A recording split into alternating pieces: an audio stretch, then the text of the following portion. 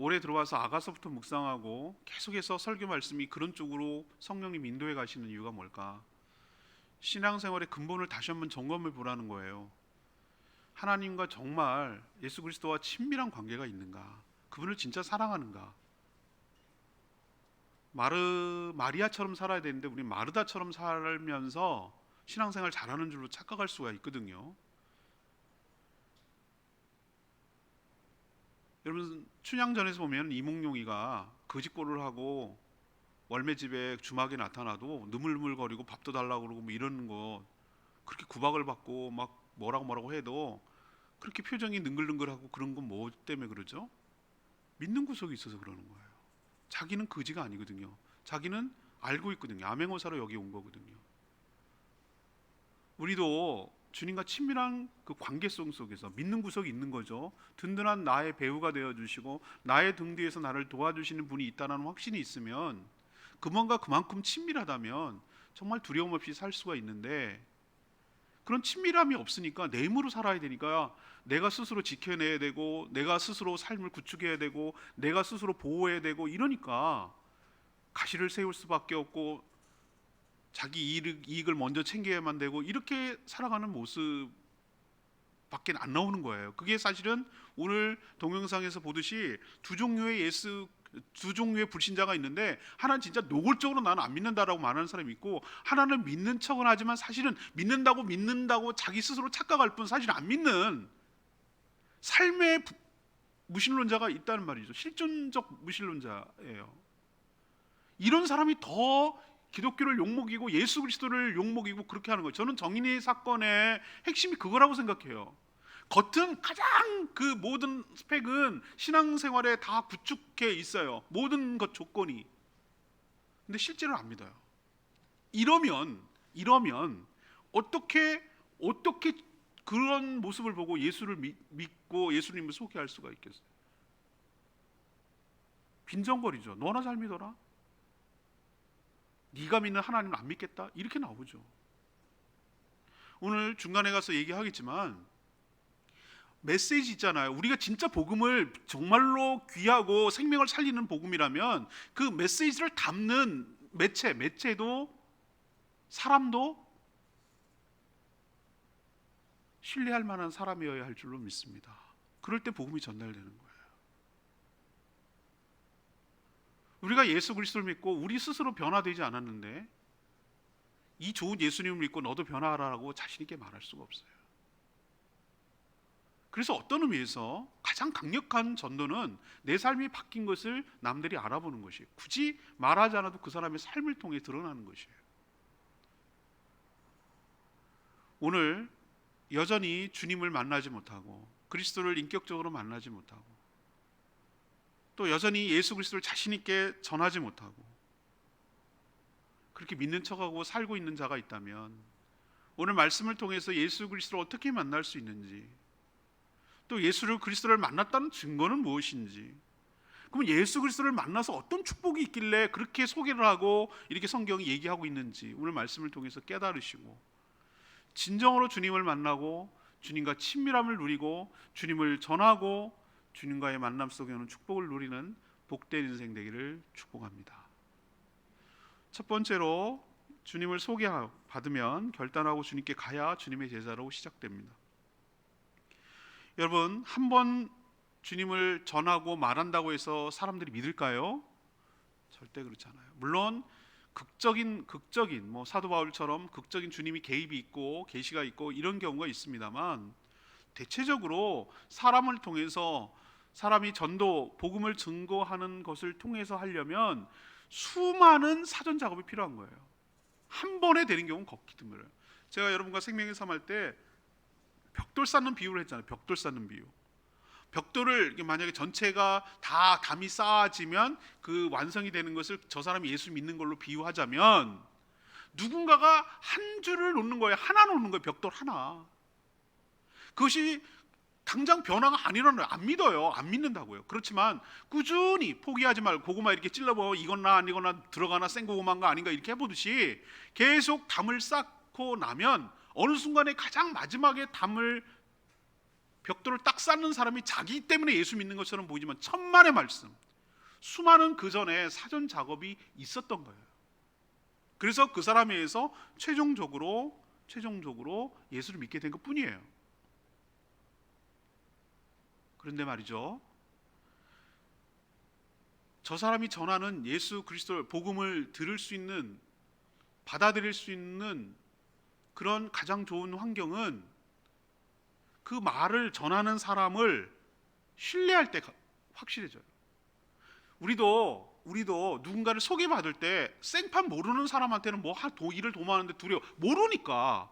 근데 나는 저 사람을 모르지만 저 사람을 알고 있고 나도 알고 있는, 내가 그리고 믿을 만한 어떤 사람이 이 사람 괜찮은 사람이야, 사람 지켜보니 괜찮아 라고 자신 있게 소개하고 신뢰를 주면 마음이 열리고 그 사람이 말하는 말을 잘 귀담아 듣고 관계를 맺어가겠죠. 마찬가지예요. 우리도 예수 그리스도를 전할 때 전하는 내용에 앞서서 내가 그 내용을 전하기 전에 그 사람으로부터 신뢰를 받는 것이 훨씬 더 복음을 전하는데, 주님의 제자로 삼는데 중요하다는 것 여러분 꼭 기억하시기를 바랍니다. 그래서 우리 삶을 보고 저 사람들은 다 지켜보고 있는 거예요. 우리는 말하지 않아도 돼요. 예수 그리스도를 믿는 무엇인지 저 사람이 다 크리스찬인 걸 알고 있으면 얘기하지 않아도 저 삶을 본다고요. 우리의 삶을 지켜본다고. 오늘 두 제자가 예수님의 제자가 되는 과정, 또 나다나엘이 예수님의 제자가 되어 따르는 장면이 오늘 나오는데, 지금 예수님의 제자단이 결성되는 과정을 지금 보여주고 있거든요. 초반이라서. 근데 오늘 두 제자가 나와요. 두 제자가 37절에 두 제자가 예수님을 믿게 되는, 제자가 되는 과정인데, 이 한 제자 이름, 두 제자 중에 한 사람의 이름은 분명히 안드레예요. 뒤에 안드레라고 명시되어 있는데, 그러면 또 한 명이 누굴까? 두 제자라고 그랬으니까. 근데 밝히지 않았지만 이 요한복음을 쓴 사도 요한일 가능성이 커요. 그래서 안드레하고 요한이 초창기 예수님의 제자 측근이거든요. 근데 이 두 사람이 누구 때문에, 누구 소개를 받고 예수님을 믿게 됐죠? 세례 요한. 세례 요한의 소개를 받고 예수님을 믿게 됐어요. 예수님을 믿기 전에 누구의 제자였죠? 세례 요한의 제자였어요. 여러분 놀랍지 않으세요? 그의 길을 예비하라, 그의 길을 구축하라, 광야에 외치는 자의 소리, 주님 오실 길을 예비하라, 그 역할을 세례 요한이 이렇게 충실하게 한 거예요. 자기 제자를 누구에게로 인계하는 겁니까? 예수님께로 인도한 거예요. 그걸 어떻게 할 수 있습니까? 35절에 명시되어 있어요. 이튿날 요한, 여기서 요한은 사도 요한이 아니라 세례 요한을 말하는 거예요. 요한이 자기 제자 중이라, 자기 제자라고 그랬어요. 자기 제자 중 두 사람과, 이 두 사람 누굽니까? 안드레와 요한. 여기서 요한은 사도 요한. 이 두 사람과 함께 있는 거예요. 처음에는 세례 요한의 제자였어요. 예수님이 이렇게 거느시는 것을 보고 말하되, 봐라, 하나님의 어린 양이로다 라고 예수 그리스도를 소개했어요. 그러니까 이 두 제자가 이 세례 요한의 말을 듣고 그때 뭐 한 겁니까? 예수를 따랐어요. 왜 따랐죠? 자기 스승을 뭐 하니까? 신뢰하니까. 자기 스승을 계속 지켜보고 있었더니 저분이 허튼 말하고, 저분이 쓸데없는 말하고, 믿지 못할 말을 농담 삼아 하실 분이 아니야. 저분이 말하는 것은 뭔가 신뢰감이 있어, 신빙성이 있어, 믿을만해 라는 그런 신뢰감이 있었기 때문에 예수님을 소개할 때 그 두 제자, 세례 요한의 제자가 기꺼이 예수님을 향해 따를 수가 있었던 거예요. 또 다른 케이스 뒤에 나오는데, 에피소드가 오늘 두 편이 연결되어 있거든요. 43절에 보면, 45절에 보면 나다나엘은 누구 때문에 소개를 받았냐면은, 먼저 제자로 삼은 빌립이 나다나엘 친구고 굉장히 가까운가 봐요. 가서 내가 예수를 만났어 라고 소개를 하니까 자기가 따라와요. 처음에는 어떻게 했습니까? 야, 나사렛에서 무슨 선한 것이 있냐, 무슨 선한 것이 나오냐, 이렇게 폄하했어요. 나사렛이 어디입니까? 갈릴리 북쪽 지형이고요. 그것도 가까운 가버나움도 아니고 산골 동네란 말이에요. 별 볼 일 없는 조그마한 시골 촌동네. 예루살렘도 아니고. 거기서 뭐가 선한 게 나오냐, 이런 인식을 갖고 있었어요. 정말로 그걸 폄하하고 정말로 선한 것이 나올 수 없다고 생각하면은 빌립을 따라서 예수님께 왔겠어요? 안 옵니다. 그렇지만 여기서 올 수 있었던 건 뭐죠? 그렇게 행동으로 옮길 수 있었던 건 뭐죠? 나다나엘은 누구를 신뢰했기 때문에 아직까지 반신반의하고 뭔지는 모르겠으나 빌립이 말하는 이 빌립이 허튼 소리 할 사람이 아니야, 빌립이 엉뚱한 소리 할 사람이 아니야 라는 것을 그 전부터 친밀한 관계 속에서 신뢰감이 있었기 때문에 그가 말하는 것을 신뢰하는 거예요. 그래서 행동으로 옮기고 거기까지 나올 수가 있었던 거예요. 또 안드레도 자기 형제 베드로한테, 시몬한테 가가지고 형 예수님을 만났어 라고 말하니까 데리고 따라왔다고 그랬어요. 이건 역시 무엇입니까? 자기 형제 안드레를 베드로, 시몬이 믿었기 때문에 따라올 수 있었어요. 여기에 모든 공통점이 뭡니까? 어떻게 해서 예수 그리스도의 제자가 될 수 있습니까? 제자라는 건 성도라고 할 수도 있고, 다 성도는 주님의 제자니까 어떻게 전도가 가능합니까?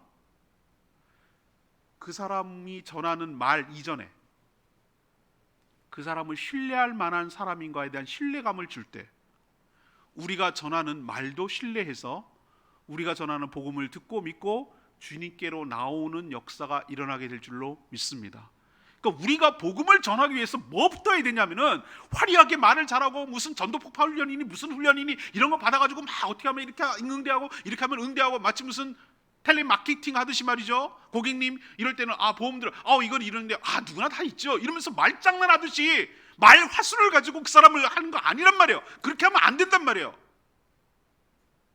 더 중요한 건 뭐냐면은 삶으로 그 상대방에게 보든 안 보든 신뢰감을 주는 게 중요해요. 그래야 내가 말하는 거 관심을 갖고, 내가 제안하는 거 한번 호기심을 갖고 움직이게 되는 거예요. 이게 안 되면 전도가 안 된다는 거예요. 자, 신뢰감이 있는 상태에서 어떻게 제자가 되는지 여러분 보세요. 제가 동사에다 동그라미를 치면서 하나씩 추적해 갔어요. 먼저 예수 그리스도를 봤습니다. 36절에 보니까 지나가심을 보고 그랬어요. 그리고 세례 안에 하나님의 어린 양이도다, 어린 양이로다 라고 한 말을 들었어요. 봤어요. 그리고 들었어요. 그리고 예수님을 37절에 따르기 시작했어요.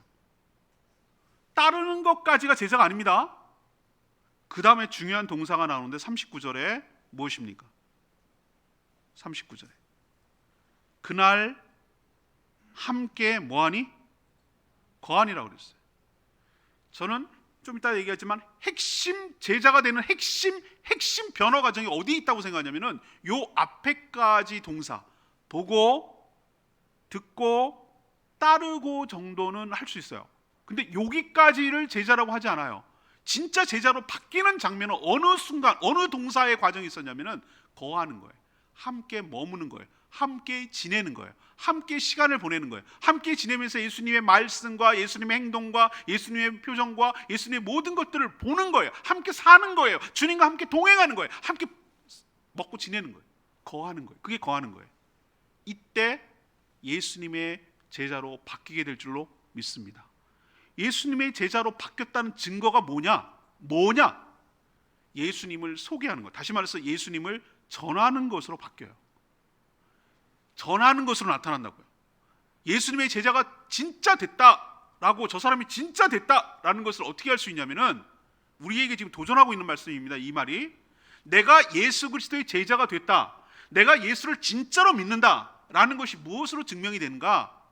내가 믿는 예수님을 다른 사람들에게 자신 있게 확신에 차서 좋다고 얘기하는 것을 통해서 드러납니다. 그럼 뒤집어서, 내가 제자가 안 되는 증거는 무엇이죠? 내가 확신이 없어. 남한테 소개할 만큼 글을 치든 못해. 내가 그럴 주변이 안 돼. 내가 일단은 주님과 거하지 않았어. 주님과 친밀하지 않아. 주님에 대한 확신이 없어. 주님이 정말 메시아라는 확신이 없어. 내가 이 제품을 자신 있게 소개할 수 있는 건 뭐죠? 이익 때문에 소개하는 사람은 판매원이라고 그래요. 그러나 이해관계 없이 이게 진짜 좋아 라고 하는 건 뭐죠? 내가 경험해보고 써보고 사용해보니 너무 좋아, 그래서 이것도 너도, 내가 친한 너, 내가 사랑하는 너도 이것도 같이 했으면 좋겠어 라고 할 때, 확신이 있을 때 그 사람에게 제품도 소개하는 거예요. 사랑하는 여러분, 우리가 주님의 제자로 살아가게 되려면 주님과 함께 거해야 되고, 주님을 자신 있게 다른 사람에게 소개하는 단계로 나아가는 저와 여러분 되기를 소망합니다. 안드레는 자기 형제 시몬에게, 빌립은 나다나엘에게 소개했고, 두 사람을 어디까지로 인도했죠? 예수님에게로까지 인도하는 데까지 성공했어요. 여러분에게 예수를 믿으라고, 믿는 단계까지 하라고 여러분에게 요구하지 않아요. 여러분 그렇게 믿게 할 수는 없어요. 믿는 작업은 이건 성령의 역사이기 때문에 불가능해요. 그러나 여러분이 할 수 있는 것은 뭐냐면은 확신에 차서 예수님을 소개하고 예수님께로 데리고 오는 것까지가 여러분이 해야 될 몫인 줄로 믿습니다. 그렇게 되면 주님의 놀라운 역사, 주님과 만나면 놀라운 역사가 일어날 것으로 믿고, 나도 그렇게 됐으니 그 사람을 소개할 때, 그때 그리스도를 만나게 될 때 제자가 되리라는 확신을 가지고 주님께로 인도하고 소개하는 저와 여러분 되기를 소망합니다. 두 번째는 인식의 변화와 분명한 신앙 고백이 있어야 된다는 거예요. 아까도 말씀드렸지만 38절에 보면 제자는 스승과 함께 동거하면서 보고 배우는 거예요. 보고 배우는 거예요. 예수님이 우리에게도 제자 삼을 때 질문하는 게 있어요. 예수님 막 따랐다고 그랬잖아요. 안드레하고 요한이 따랐는데 예수님이 할 때 다 받아주느냐? 그거 아니에요. 중요한 질문, 우린 살짝 지나갔는데 중요한 질문을 예수님이 하고 있어요. 38절에 예수님이 돌이켜서 이렇게 보니까 자기를 따른단 말이에요. 따르는 것을 보고 물어 이르시되, 두 제자를 묻는 거예요. 무엇을 구하느냐? 무엇을 구하느냐? 이게 굉장히 중요한 질문입니다. 무엇을 구하느냐는 다른 말로 뭐 하면 뭐로 바꿀 수 있습니까? 너 뭐 때문에 나를 따르느냐? 무엇을 원하느냐? 어떻게 되기를, 어떤 기대감과 어떤 목적과 어떤 동기로 나를 따르느냐, 이 얘기를 묻는 거예요. 이건 우리에게 질문하는 굉장히 중요한 질문이에요. 왜 예수를 믿습니까? 왜 교회 다닙니까? 왜 신앙생활합니까? 이걸 묻는 거예요. 다 그런 건 아니지만 제주도에 이자 오면은 큰 교회부터 찾아요. 전문직을 가질수록. 왜? 고객이 많으니까. 의사, 변호사, 뭐 회계사. 왜? 그래야 관계를 맺고 고객이 많아지잖아요. 작은 게 가봐야 누가 뭐 별 볼 일 없잖아요. 이런 동기로 온다면 예수님이 묻는 거예요. 무엇을 구하느냐? 너는 무엇을 구하느냐? 나를 이용해서 이익을 갖고 이해관계를 극대화시키기 위해서 한 거라면 주님 거절했을 거예요. 근데 이 두 제자가 뭐라고 대답합니까? 랍비여, 어디 계십니까? 이 대답이 굉장히 중요해요. 이 대답이 뭡니까? 어디 계십니까? 라고 묻는 것은 주소가 어디입니까? 어디에 살고 계십니까? 이걸 묻는 게 아니라 어디에 계시든지 나도 거기에 가서 함께 하기를 원합니다. 이 얘기예요. 주님을 따르며 보고 배우기를 원합니다. 주님의 제자가 되는 그 자체가 목적입니다. 주님을 따르는 것이 어떤 이득을 위해서, 정치적 야망을 위해서, 나의 뭐를 위해서 그런 것이 아니라 그냥 주님 제자가 되는 자체가 목적입니다. 사랑하는 여러분, 여러분도 주님을 따르고 믿을 때 목적과 동기가 순수했으면 좋겠어요. 나의 주님, 나의 구세주, 나의 하나님의 아들 메시아를 따르는 것 자체가 축복인 줄로 알고, 그분과 관계를 맺는 그 자체가 영광인 줄 알고, 모든 이해관계를 내려놓고 주님을 따르는 저와 여러분 되기를 원합니다. 주님과 거하게 되면 주님에 대한 인식이 바뀌기 시작해요. 이게 중요하거든요. 처음에 예수님을 따르기 전에 세례 요한을 통해서 소개받은 예수님의 모습은 뭐였냐면은 36절에 하나님의 어린 양이었어요. 봐라, 하나님의 어린 양이라는 건 무엇입니까? 바로 희생양이라는 거예요. 대속의 죽음을 죽기 위해서, 우리도 아무 잘못이 없는 어린 양이 대신 나 대신에 머리를 안수하면 내 죄가 이 사람에게 전가가 되는 거거든요. 안수는 전가의 개념이에요. 우리도 목사 안수를 하거나 안수를 할 때 그게 뭐냐면 전가가 되는 거예요. 새로 세워지는 사람이. 장로를 세울 때 안수하는 이유는 전가되는 거예요. 그게 뭐냐면 성령의 충만함으로 전달되는 거예요. 양에게 손을 얹는 것은 내 죄가 얘한테 넘어가는 거예요. 옮겨지는 거예요. 그래서 아무 잘못 없는 죄가 태워지고 죽어지고 풀 뿌리고, 그래서 죽어서 내 죄가 속죄해지는 것처럼 예수님의 스케일은 한 개인이 아니라 하나님의 세상 죄를 지고 가는 하나님의 어린 양으로서 대신 희생 제물을 되어서 죽고 우리의 모든 죽음을 대신하여 죽음으로 대속의 죽음을 죽을 그분이라는 의미로 소개했어요. 세례요한이. 그때는 그런 줄 알았어요. 그냥 나와 관계없는 그런 거였어요. 그러나 주님을 따르면서 이들의 호칭이 바뀌어요. 그 다음 바뀌는 호칭이 뭐냐면은 38절에 보면은 랍비여, 어디 계십니까? 라고 하면은 친절하게도 이 요한은 의도적으로 그것을 설명해 놓고 있어. 가로 열고 랍비가 어떤 의미로 말한 것이라는 걸 설명해 놓고 있어. 랍비를 번역하면 뭐다? 선생님이라는 거예요. 스승님, 선생님, 랍비, 스승님, 사부님, 이 정도예요. 여기까지 간 것도 대단한 겁니다. 하나님의 어린 양은 나랑 상관없이 그냥 그런 건 줄 알아요. 그냥 타자예요. 그냥 제3자예요. 그러나 랍비라는 것은 내 스승님이라는 것까지 발전해서 여기까지 멈추면 안 돼요. 예수님과 더불어 관계를 맺고 예수님을 거하고 예수님을 만나고 함께 유하면서 어떻게 바뀌어야 되냐면은 41절에 안드레가 자기 형제 시몬에게 말할 때 나오는 거예요. 우리가, 요한하고 같이 말하는 거, 우리가 뭘 만났다고요? 메시아를 만났다. 사도 요한은 친절하게 메시아에 대한 설명을 하고 있어요. 번역하면 그리스도라. 메시아는 히브리어, 그리스도는 헬라어, 같은 말이에요. 같은 말이에요. 그 당시 전에는 헬라어를 안 썼거든요. 히브리어를 썼어요. 그러니까 당연히 메시아란 말 썼어요. 그렇지만 그때 당시에 또 로마 시대 때는 헬라어가 통용어였거든요. 그러면은 그리스도란 말 썼어요. 같은 말이에요. 문자적인 의미는 기름 부음을 받은 자라는 뜻이에요. 기름 부음 받는다는 것은 새 직분을 받을 때 기름 붓는 거예요. 왕을 세울 때 기름을 부어요. 올리브유겠죠. 제사장을 세울 때 기름을 부어요. 선지자를 세울 때 기름을 부어요.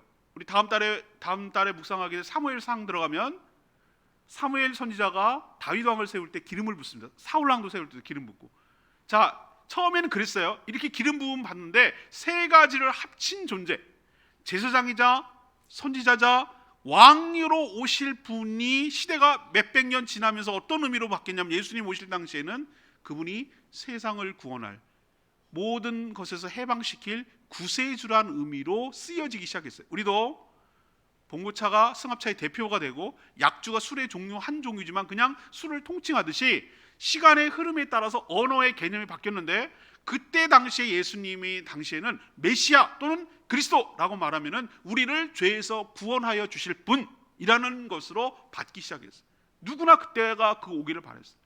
근데 이 안드레하고 이 사도 요한이 예수님을 만나고 머물고 같이 있다 보니까 랍비 정도가 아니라 이분이 바로 메시아야, 이분이 그 메시아야 라고 말하고 있어요.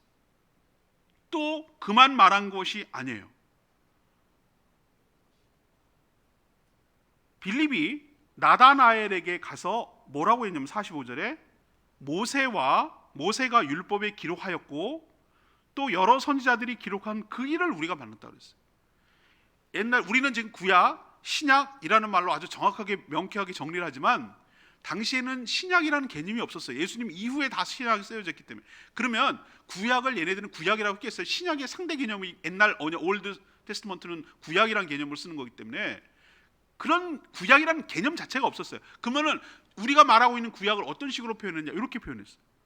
모세가 쓴 글, 모세오경이에요. 창세기, 출애굽기, 레위기, 민수기. 그다음에 선지자들이 쓴 글, 예를 들면 예레미야, 에스겔, 이사야, 이 모든 선지서들의 글, 선지자들의 글이라고 해요. 이 얘기는 뭐냐면은 구약을 통칭하는 거예요. 지금 빌립이 나다나엘한테 가가지고 한 얘기가 뭐냐면은 이런 얘기를 한 거예요.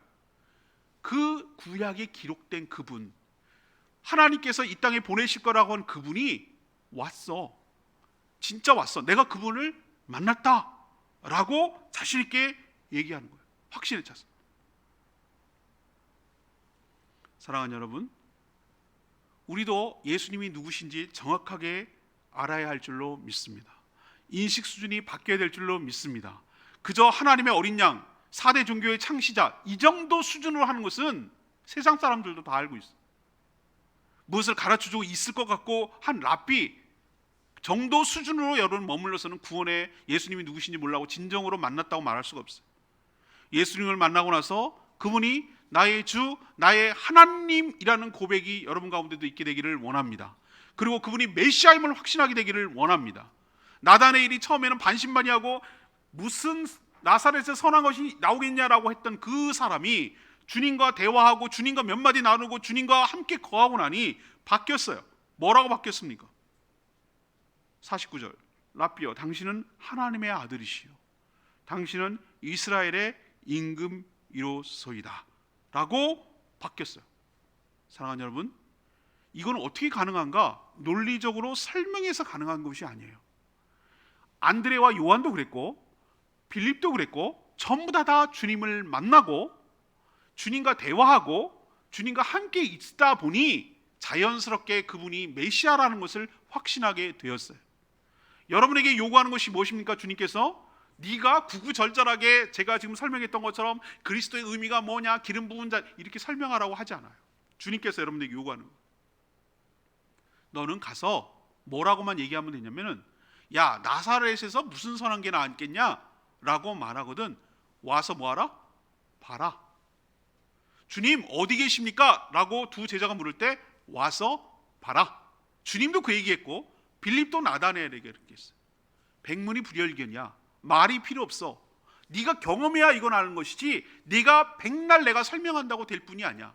내가 바뀐 것처럼 너도 주님을 만나기만 하면 바뀔 수 있어. 그러니 두 말 하지 말고 뭐 하지 말고 이런저런 얘기해야 너가 이해를 못해. 그러니 주님을 만나면 넌 바뀌게 되어 있어. 그러니까 와서 경험해봐. 와서 봐라 라고 이렇게 소개하는 저와 여러분 되기를 소망합니다.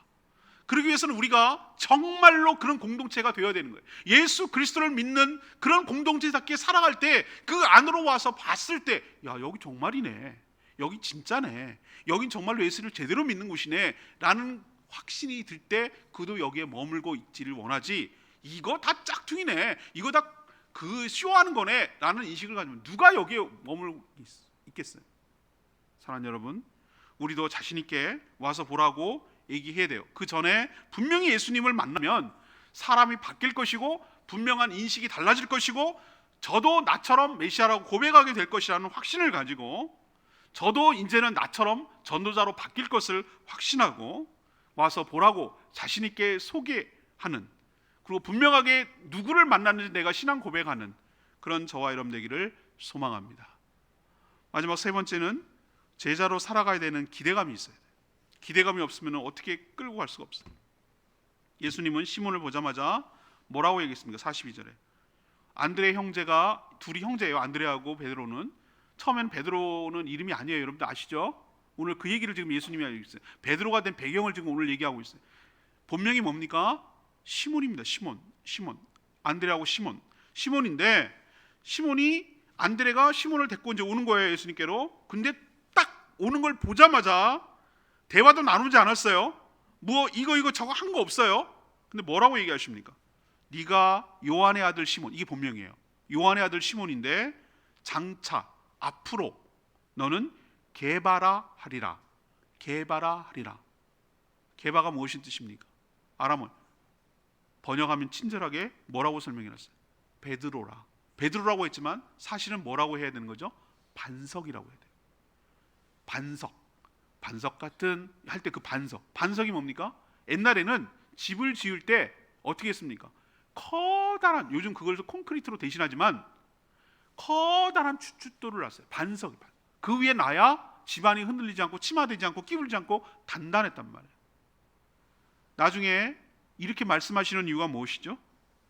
그의 믿음의 고백 위에, 반석 위에 교회를 세울 것을 주님은 벌써 내다보고 그에게 그의 이름을 통해서 예언하고 간증하고 그 사람이 어떤 역할을 하게 될 것인지를 아직 아무것도 한 것이 없고 아무것도 결정된 것이 없는데 딱 자신에게 오는 것을 보고 그런 기대감과 그런 계획을 갖고 있음을 볼 수가 있어요. 사랑하는 여러분, 베드로가 멋진 고백했습니다. 주는 그리스도시요 살아계신 하나님의 아들이십니다.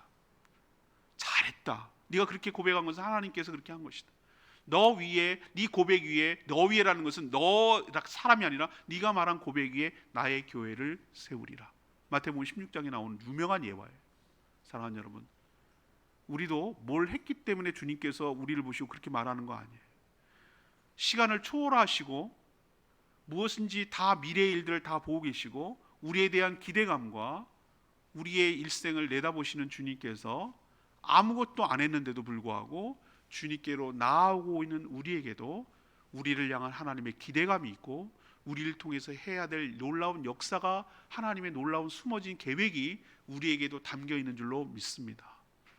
아직 아무것도 안 일어났다니까요. 그런데도 불구하고 베드로를 향해서, 시몬을 향해서 베드로라고 얘기하는 그 주님의 기대감이 여러분들에게도 있어야 될 줄로 믿습니다. 지금은 미약하고 내가 지금은 아무것도 모르고 아무것도 한 것이 없지만 주님은 나를 통해서 엄청난 계획을 갖고 계시고 놀라운 역사를 일으켜서 크게 쓰실 거라는 확신을 갖고 주님께 다가설 때 우리 삶에 대한 기대감과 주님의 제자로 살아가는 것에 대한 놀라운 은혜가 여러분 가운데도 있게 될 줄로 믿습니다. 주님이 우리를 모를까요? 왜 몰라요? 우리 속까지 아시는 분인데. 빌립이 나다나엘을 데리고 올 때 예수님이 또 오자마자 이렇게 얘기했어요. 자기에게 오는 걸 보고 오지 않으면 소용없다고 그래서 앞에 제가 말씀드렸죠. 소개를 받으면 결단하고 오는 데까지가 은혜라고요. 오지 않으면 아무런 역사가 안 일어나는 거예요. 주저앉아 있고 에이 너나 믿어라 그러면 안 된다는 거예요. 그러나 오는 자에게 이런 놀라운 은혜가 있어요. 나다나엘에게 뭐라고 했습니까? 자기에게 오는 이는 보라 이는 참으로 이스라엘 47절에 이스라엘 사람이라 그 속에 간사한 것이 없도다 그랬어요. 간사한 것이 왜 없어요? 야 나사렛에서 무슨 선한 것이 나냐? 라고 했던 사람이에요. 그런데도 그의 말이 아니라 그의 깊은 중심에는 하나님 나라를 향한 깊은 묵상과 말씀에 대한 사모함과 기도함과 경건함이 있는 것을 보고 주님은 그의 중심을 보신 거예요. 그리고 나를 제자로 삼을 것을 이미 계획하고 준비하고 제자로 받아주신 거예요. 겉으로 지금은 안 그래요. 왜 속에 간사한 것이 간사한 것이 넘치죠. 참 이스라엘 사람 지금은 아니죠. 그러나 주님은 먼 미래를 내다보시고 우리의 깊은 속의 자질을 보시고 우리가 앞으로 어떻게 해야 될지를 아시고 참 이스라엘 사람이고 간사한 것이 없다라고 우리를 쳐주시고 인정해 주시고 우리를 용납해 주시고 받아주시는 그 은혜가 있기 때문에 우리가 주님의 제자로 살아가게 될 줄로 믿습니다. 나다나엘이 놀랬어요. 저를 아십니까? 이렇게 얘기했더니 네가 내가 너를 간사하고 간사한 것이 없고 봤다고 해서 믿느냐? 그 정도 갖고 너 나를 믿느냐? 내가 너를 부르기 전에 빌립이 너를 부르기 전에 네가 무화과 나무에 있었던 것부터 내가 봤어. 이 얘기는 뭐냐면은 내가 너를 그 전부터 제자가 되기 전부터 쭉 지켜봤어. 내가 너한테 관심이 있었어. 언젠가는 나에게 제자로 올 줄 알았어. 사랑하는 여러분, 내가 내 발로 온 줄 알아요? 내가 예수를 내 발로 믿는 줄 알아요? 아니요. 하나님은 나에게 대해서 내가 태어나기 전부터 나의 관심을 갖고 주목하고 계시고 내가 주님께로 나올 줄을 알고 계신 줄로 믿습니다. 내가 어떻게 살아왔는지도 다 알고 계신 줄로 믿습니다. 그럼에도 불구하고 나를 받아주시고 나를 용납해 주셔서 제자로 삼아주신 것을 감사하게 생각하는 여러분 되기를 원합니다. 그랬더니만 주님이 이런 얘기를 하세요. 네가 무화과 나무 아래에 있었다는 것 갖고 네가 믿느냐? 내가 무화과 나무 있었다고 봤다고 그러니까 너 날 믿느냐? 그 뒤에 얘기가 중요해요. 이보다 더 큰 일을 보리라. 이보다 더 큰 일을 보리라. 이게 뭡니까? 이것 가지고 놀랄 일 아니야. 너를 통해서 엄청난 일이 있을 것이야. 이거는 문제도 아니야. 네가 앞으로 전개될 앞으로 보게 될 하나님의 놀라운 표적과 체험을 경험하게 될 것이야. 사랑하는 여러분, 여러분도 주님의 제자가 됐을 때 이런 기대감이 있기를 원합니다. 내가 예수 그리스도를 믿는 것 자체도 놀라운 기적이지만 이건 시작에 불과해요. 이거 갖고 놀랄 일 아니에요. 주님이 나를 벌써 아셨다고요? 이 정도로 놀랄 일 아니에요. 여러분을 통해서 하나님 나라를 위해서 존귀하게 쓰임받고 여러분을 통해서 많은 일을 감당하도록 은혜를 부어주실 줄로 믿습니다. 기대감이 있어야 돼요. 제가 제주에 처음 왔을 때 연고지가 하나도 없다고 그랬잖아요. 지난번에 향상교회 있었던 조익현 장로님이 저희 교회에 오셨어요. 그래서 이런저런 얘기를 알았어요. 장로님 그러시더군요. 권사님하고 목사님이 제주에 갔을 때 참 깝깝하고 답답해 보였다는 거예요. 근데 쭉 여기서 지켜보니 카톡에도 그런 얘기를 하시고 참 최적화됐네요. 제주도에서 참 필요해서 여기를 부르셨네요 라고 그러시더라고요. 그러게요. 제가 이런 걸 알았을까요? 몰랐죠. 제가 어떻게 알겠어요? 남들은 뭐라고 해도 저는 행복해요. 하나님 앞에 제 역량 이상으로 하나님께서 쓰시는 것 같아서 감사하게 생각하고 있어요. 어느 한 구통이 붙잡고 하나님 나라를 위해서 성실하게 쓰임받는 것 자체가 축복이고 은혜인 줄로 믿습니다. 너가 이 정도 갖고 놀랬냐? 너를 통해서 더 많은 일들을 내가 할 것이야. 그걸 보게 될 것이야. 여러분, 저만 그런 게 아니라 여러분들도 놀라웠게 주님의 제자가 되고 나면 여러분을 통해서 놀라운, 그래서 정말 큰 일을 경험하는 체험이 여러분 가운데도 있게 될 줄로 믿습니다. 진실로 진실로 이렇게 말해요. 주님이 중요한 말할 때 이런 얘기 하거든요. 하늘이 열리는, 이게 얼마나 큰 축복인지 아세요? 여러분, 그동안 막혀있던 내 삶과 상관이 없던 것인데 하늘이 열린다는 얘기는 영의 세계가 열린다는 뜻이에요. 뭐 마지가 제트처럼 이렇게 이게 도미열 이런 개념이 아니고, 하늘이 열린다는 것은 나와 아무런 상관이 없던 영의 세계가 열린다는 거예요. 그래서 인자가 오르락 내리락, 야곱의 사다리처럼 오르락 내리락, 기도가 올라가고 기도가 내려가고, 나의 기도가 하늘 세계가 열려서 올라가고 하늘의 세계에서 하나님의 축복과 계시가 나에게 내려오고, 이것을 보게 되리라. 놀라운 축복 아닙니까? 내가 이 땅에서 그냥 아웅다웅 거리고 지지고 볶고 살아가는 이 세계에서 차원이 확 열려가지고, 하늘이 열려가지고 하늘 세계랑 있어서 하늘과 소통하고 올라가고 내려가고 올라가고 내려가고 이 소통하는 거잖아요. 그런 축복이 네가 보게 될 거야. 체험하게 될 거야. 그 얘기를 지금 약속해 주고 있잖아요. 이것이 먼 훗날입니까? 아니요. 제자로 오고 있는 처음 그 얘기를 하시는 거예요. 이미 다 계획이 섰다는 거예요, 하나님께서. 주님의 제자로 삼는 거, 살아가는 거 쉽지 않아요.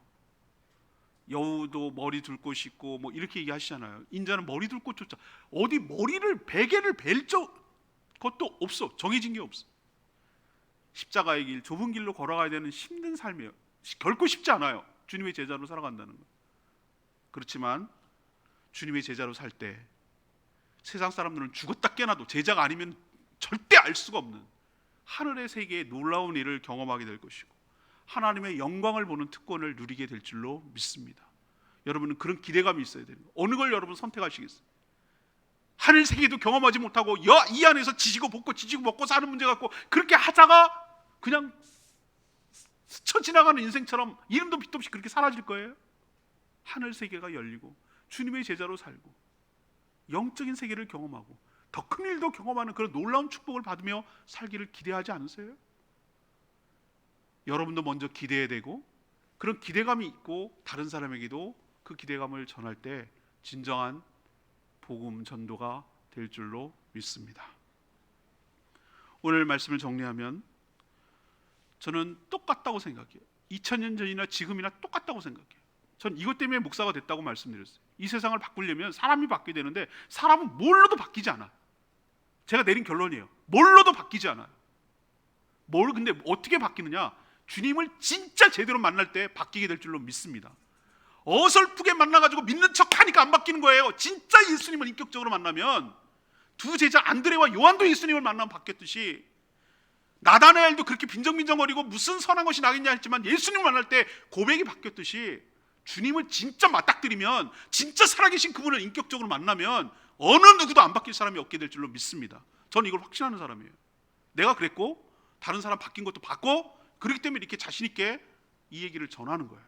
확신이 있으니까. 생각이 달라지고 뚜렷하게 그 예수를 전하는 걸로 바뀌어지더라고요. 그렇지만 여러분, 모든 사람이 한 번에 믿지 않는다고 제가 말씀드렸어요.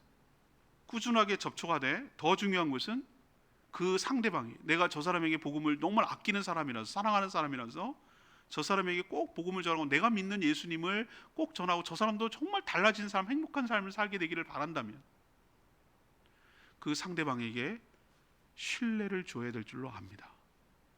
그래서 내가 하는 말이 허튼 말이 아니고 가벼운 말이 아니고 장난을 하는 말이 아니고 너나 잘 믿어라가 아니라 뭔가 있구나, 뭔가 틀림없이 있네, 그러니까 나한테 이렇게까지 얘기를 하는구나 라는 어떤 최소한 기대감, 신뢰감 있을 때 그 사람도 주님께로 일어서서 주님께로 오는 데까지 성공하는 그런 축복이 여러분 삶 가운데서 있게 되기를 원합니다. 두 번째로, 여러분 주님을 만나면 와서 보라고 얘기하는 이유가 뭐예요? 내가 설명할 필요 없다는 거예요. 내가 주님을 맞닥뜨려서 바뀌었듯이 너도 주님을 만나면 반드시 바뀔 거라는 그런 확신을 가지고 와서 경험하게 하게 하는 것. 보게 하는 것, 주님을 만나게 하는 것, 이것이 바로 전도라는 거 여러분 꼭 기억하시기를 바랍니다. 세 번째는 주님이 나를 향한 계획을 갖고 계세요. 모든 제자들에 대한 기대감이 있어요. 우리가 세상에서 경험하지 못한 큰 일을 경험하게 하시고 크게 사용하시는 것 기대하시고 기대감을 가지고 우리도 그렇게 살아가고 또 다른 사람에게도 복음을 전하며 살아가는 저와 여러분 되기를 소망합니다. 오늘 말씀 붙들고 855장 찬양지 부르고 기도하겠습니다.